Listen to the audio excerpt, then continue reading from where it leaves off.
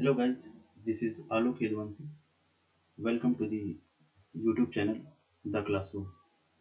स्वागत है आप सभी का YouTube चैनल द क्लासरूम में, जहाँ पर हम JSSC के होने वाले और जो आने वाले एग्ज़ाम है सचिवालय का, उसके संदर्भ में जो चीज़ें जो सिलेबस दी गई है उसको हम पढ़ेंगे। जैसे कि आप सबको पता है कि JSSC के सिलेबस में जनरल साइंस का जो पोर्शन है उससे 20 क्वेश्चन आने वाले हैं। बहुत ही इम्पोर्टेंट पार्ट है इस तैयारी का। तो आज हम वहीं से स्टार्ट करेंगे जनरल साइंस को पूरे करने के ध्येय से। तो आज पहला जो लेक्चर स्टार्ट होने वाला है वो फिजिक्स का है। फिजिक्स को पूरा करेंगे, फिर केमिस्ट्री को पूरा करेंगे और फिर बायोलॉजी को पूरा करेंगे, बहुत ही कंसाइज वे में और बहुत ही बेहतर वे में, जो आपके आने वाले एग्जाम्स में काफ़ी हेल्पफुल होने वाले हैं। जनरल साइंस से 20 क्वेश्चन आने हैं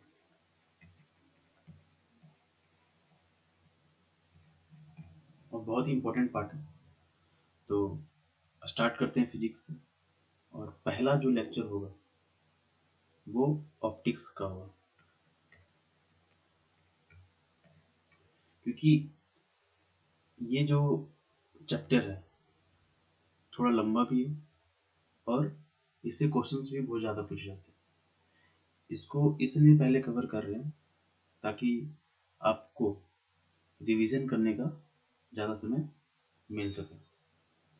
तो चलते हैं, फिर स्टार्ट करते हैं, हेडिंग डालते हैं।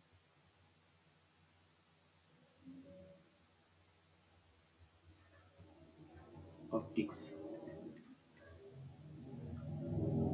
ऑप्टिक्स में जो चीज़ें पढ़नी होती है, जैसे लाइट हो गया, रिफ्लेक्शन हो गया, प्लेन मिरर हो गया, आपके लेंस हो गए, कलर थ्योरी हो गए, इन सब चीज़ों को हम कवर करेंगे और ज़्यादा ध्यान उन चीज़ों पे देंगे जो क्वेश्चंस ज़्यादा पूछे जाते हैं कॉम्पिटिटिव एग्जाम्स में। उन्हीं सब चीज़ों को पहले देखेंगे और बढ़िया वे में देखेंगे। तो ऑप्टिक्स जो स्टार्ट होती है वो लाइट से होती है। लाइट, प्रकाश, हम सब ने सुन रखा है, लाइट की वजह से ही हम चीज़ों को देख पाते हैं। अगर लाइट नहीं आएगी तो नहीं देख पाएंगे। लाइट आती है और वो रिफ्लेक्ट होती है और तब जाके हमारे आंखों में पहुंचती है और तब हम किसी चीज़ को देख पाते हैं। तो लाइट क्या है? एक एनर्जी है, फॉर्म ऑफ एनर्जी है, फॉर्म ऑफ एक एनर्जी का स्रोत है जो which propagated as electromagnetic wave। तो प्रकाश का वह स्रोत जो इलेक्ट्रोमैग्नेटिक वेव की तरह प्रोपगेट करता है। इसी की रेडिएशन की वजह से हम चीज़ों को देख पाते हैं। हम ये भी बात करेंगे कि लाइट को वेव पार्टिकल्स के रूप में क्यों जाना जाता है, कौन कौन से तत्व हैं जो वेव मानता है और कौन कौन से जो तत्व है जो पार्टिकल मानता है, कौन कौन से साइंटिस्ट हैं जो लाइट को वेव मानते हैं और कौन कौन से साइंटिस्ट हैं जो पार्टिकल मानते हैं। न्यूटन ने इसके बारे में क्या कहा है, आइंस्टीन ने इसके बारे में क्या कहा है, इन सब चीज़ों को हम आगे देखेंगे। पर अभी जो मेन चीज़ें हैं उनको कवर करते हैं, ठीक है। तो लाइट क्या है? लाइट एक फॉर्म ऑफ एनर्जी है जो इलेक्ट्रोमैग्नेटिक वेव की तरह प्रोपगेट करती है, ठीक है। अब अब आते हैं reflection of light. Reflection of light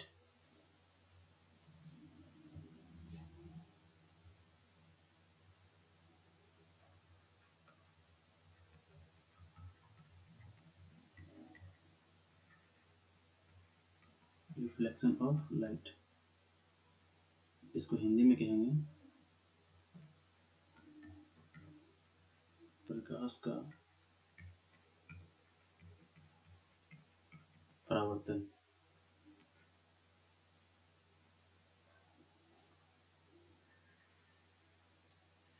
क्या होता है ना प्रकाश का परावर्तन? रिफ्लेक्ट होना। आप नाम से ही समझ सकते हैं कि लाइट का रिफ्लेक्शन मतलब जब जब लाइट जब लाइट आती है, ये सरफेस से मान लीजिए, ये सरफेस है, सतह,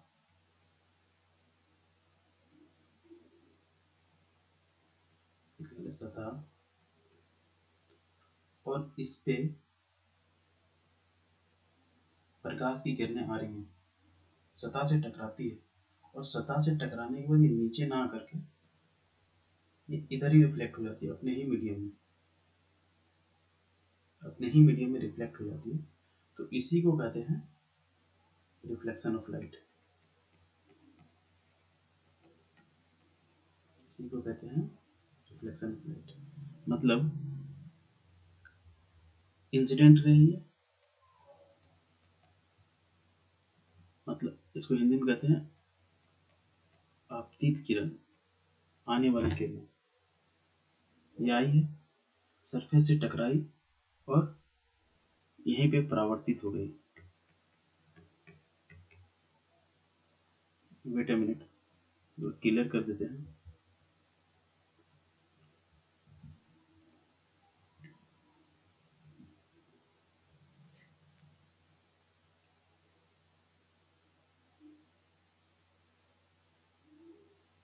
परावर्तित परावर्तित हो गई। देखो, अगर किरण जो लाइट की जो स्पीड होती है ना, लाइट की जो स्पीड होती है वो 3 लाख किलोमीटर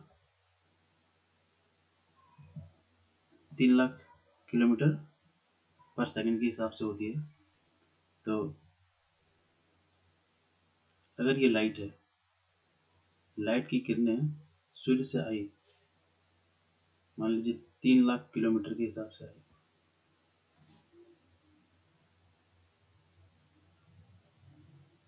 3 लाख किलोमीटर पर सेकंड के हिसाब से आई, तो ये परावर्तित जो होगी ना वो भी 3 लाख किलोमीटर पर सेकंड के हिसाब से होगी।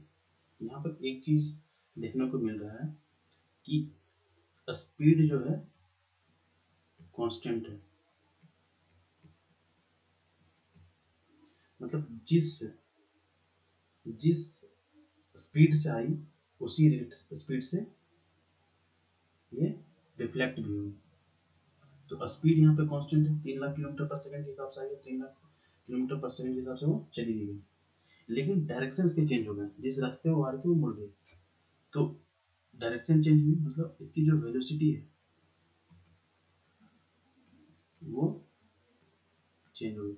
तो क्वेश्चन ये पूछता है कि जब प्रकाश की किरणें रिफ्लेक्ट होती है, परावर्तित होती है, तो स्पीड कांस्टेंट रहती है या चेंज होती है, वेलोसिटी कांस्टेंट रहती है या चेंज होती है। तो आपको क्या लिखना है कि स्पीड जो वो कांस्टेंट होती है और वेलोसिटी जो होती है वो चेंज होती है। ठीक है, ये क्लियर है यहाँ तक? चलिए ठीक है, फिर आगे बढ़ते हैं नेक्स्ट चीज़ों को लेकर के।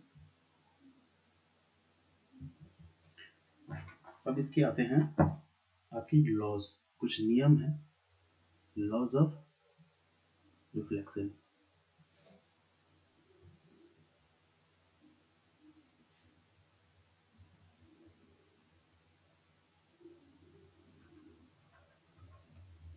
लॉज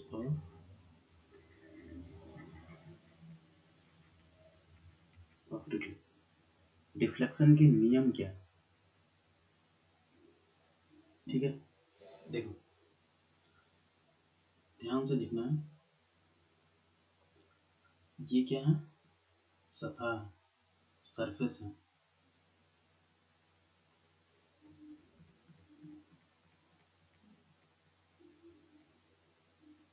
सरफेस है, ठीक है।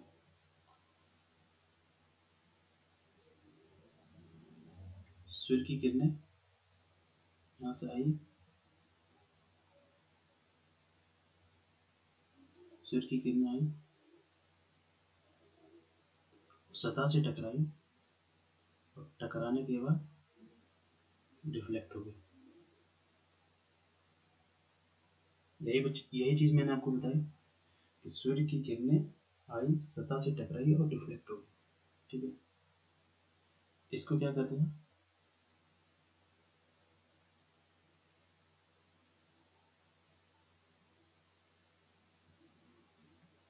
आपतित किरण। इंग्लिश में इसको कहते हैं इंसिडेंट रे, इंसिडेंट रे, ठीक है। इसको कहते हैं परावर्तित, परावर्तित किरण, रिफ्लेक्टेड रे, ठीक। अब देखो, इसके बीच में एक नॉर्मल होता है, नॉर्मल है, जूम करते हैं, इसको हिंदी में अविलंब कहते हैं,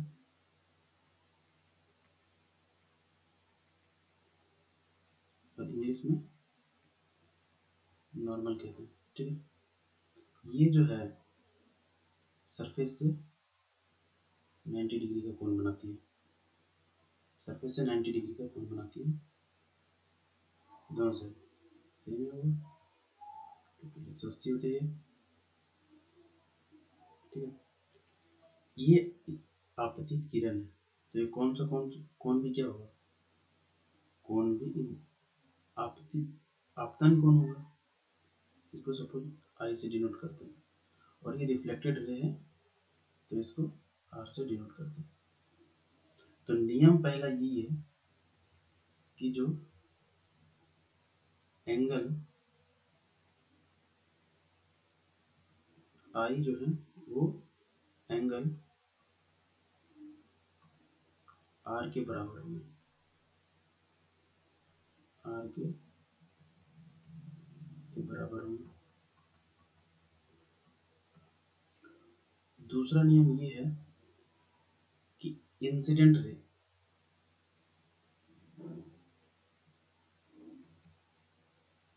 incident ray, normal and reflected ray will be on same point। देखो, इंसिडेंट रे भी यहाँ पे है, नॉर्मल भी यहाँ पे है, और रिफ्लेक्टेड रे भी यहाँ पे है। दूसरा नियम यही है, और यही है लॉज ऑफ रिफ्लेक्शन। इसमें कुछ बहुत बड़ा साइंस है नहीं, दो चीज़ें याद रखनी है, जो आपतन कोण होते हैं और जो परावर्तन कोण होते हैं वो बराबर होते हैं। आपतन की आपतित किरण अविलंब और परावर्तित किरणें एक ही पॉइंट पे होंगे, दो ही चीजें, ठीक है। चलिए फिर आगे चलते हैं। तो इसमें कुछ चीजें और भी जानने वाली थी, वो मैं बता देता हूँ कि ये जो चीजें है ना, अगर इसको थोड़ा सा अगर बाहर बढ़ाया जाता तो ये पूछ देता है कभी कभी कि एंगल ऑफ डेविएशन क्या है, इसको विचलन कोण कहते हैं।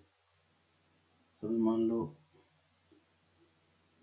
एंगल ऑफ डी, डेविएशन, विचलन कोण कहते हैं इसको। यहाँ से मैं फिर कलर चेंज कर देता हूँ यहाँ पे,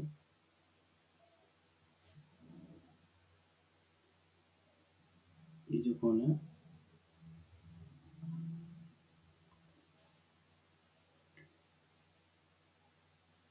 इसका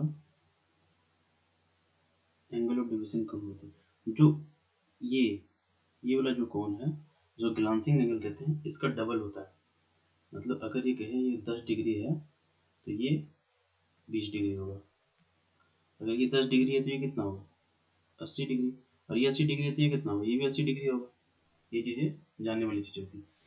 इससे कभी न्यूमेरिकल क्वेश्चंस आते नहीं हैं, लेकिन फिर भी अगर कभी आ जाते हैं तो मैं एक छोटा सा क्वेश्चन बता देता हूँ, ताकि आप चीज़ों को और भी क्लियर अच्छे से कर पाएँ।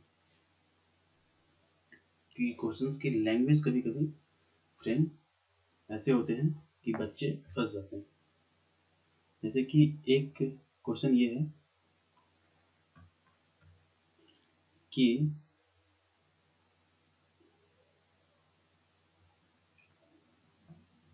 आपतित किरण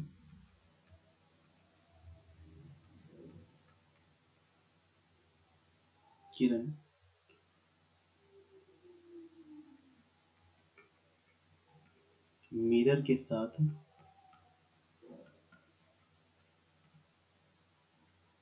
30 डिग्री का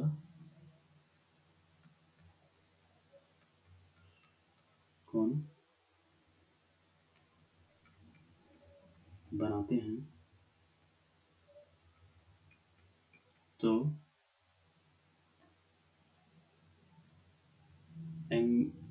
परावर्तन कोण कितना होगा? परावर्तन कोण कितना होगा? Angle of reflection. क्या कहते हैं? एंगल ऑफ रिफ्लेक्शन क्या होगा?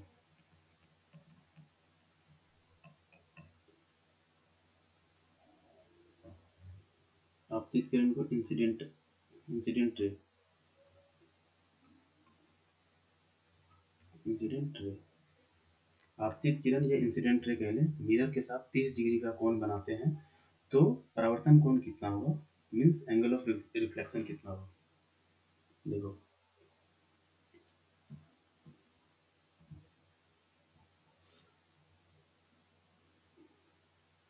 सपोज ये मिरर है, जिससे मैंने सरफेस बोल रखा था, वो मिरर भी कह सकते हैं, उसको सरफेस भी कह सकते हैं, कुछ भी कह सकते हैं। ठीक है, ये कह रहा है कि ये इंसिडेंट रे है, आपतित किरण, और ये रिफ्लेक्टेड रे। नॉर्मल आपका थोड़ा सा सीधा कर लेना। नॉर्मल ये है,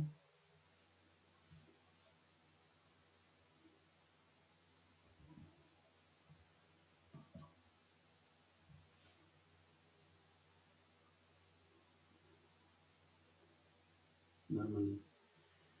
तो अब बताइए कि एंगल ऑफ रिफ्लेक्शन कितना होगा। ये वाला एंगल इसने पूछा है। देखो बच्चे फंसते कहाँ, मैंने बताया कि आपतन कोण ये आई, ये है रिफ्लेक्शन।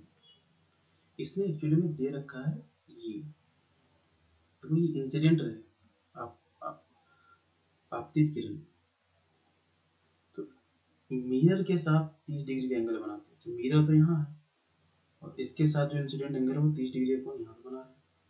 तो 30 डिग्री ये टोटल कितना होते हैं? 90 डिग्री होते हैं। तो ये कितने हुए? 60 डिग्री। अगर ये 60 डिग्री है तो ये भी कितना होगा? 60 डिग्री होगा। अच्छा, एंगल ऑफ डिवीजन क्या होगा? आंसर मिल गया आपको। जो एंगल ऑफ रिफ्लेक्शन होगा वो 60 डिग्री। एंगल ऑफ डिवीजन कितना होगा? ये 30 है तो ये 60 होगा। वैसे भी देख सकते हैं कि एक ये लाइन है, ऐसे जा रहा है, ये कोण जो बनाती है वो 180 डिग्री होती है। 60 60 120 बचे 60, तो वो ये होंगे, तभी तो होंगे पूरा 180 होता नहीं। चलिए ठीक है, फिर